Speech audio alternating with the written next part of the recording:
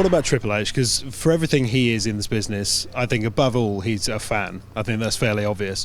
What did he say to you when you went backstage last night? Did he give you a cuddle?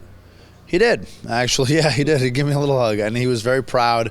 And he's got this weird, I don't know what it is. Maybe it's just because of, he was so good himself as a performer that, like, it's always good to feel good. It always feels good to please your boss and, like, know you're, like, not in the doghouse or whatever. That's one thing. But, like, because of this guy's ability and his mind and his intellect for this business, it's like a whole other level when you get his kind of approval. Like, I don't know. There's just something about it, and because he knows.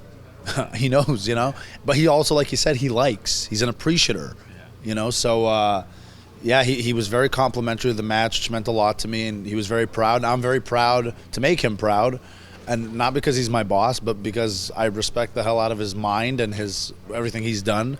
Like there's just a respect on as a performer and a wrestler and everything else, and it means a lot to represent, because this is kind of his baby, obviously everyone knows that.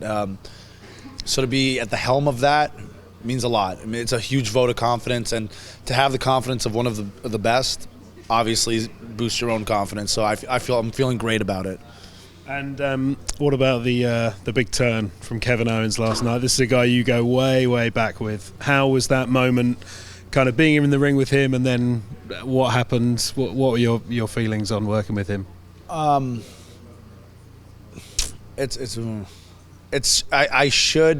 don't know, it's the ebb and flow between us, friends, enemies, and it happens. And those moments in the ring, up until that point, were very, very real. When he came in and hugged me, and you could tell that was it was real. 100%, very hard, 100% real. And there's just so much backstory, and I don't want to bore you with all the details, but there's just so much leading up to that moment that that we were able to have.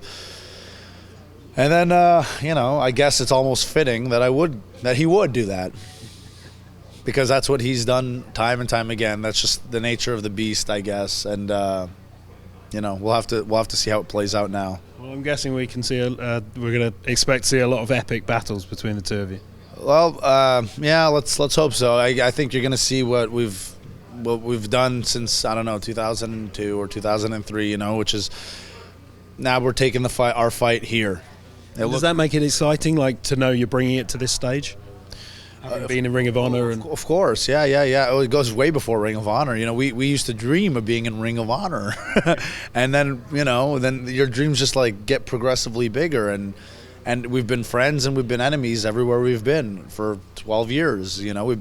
Our names are like this. You can't mention one without mentioning the other. So, I mean, it was an inevitability. I just didn't realize it would happen so soon. But was he training with you on the frozen grass in Canada? No, he got pretty good training, actually. He got trained by Jacques Rougeau, which was a huge deal, because there's nothing like, I mean, he was the only one from the WWE who was giving any sort of knowledge back. So, I mean, the guy that trained me could barely make the roster in the FLQ on Christophe Colomb every Friday in the church basement and stuff like that. So, I mean, but you know what? I mean, I shouldn't, like, I don't want to insult the guy. He did train me, pretty basic training, but Kevin's training was far superior to mine. But I guess the best training is learning on the job, which is what I did, and kind of worked my way up. Yeah, so he had the edge. He had the edge there.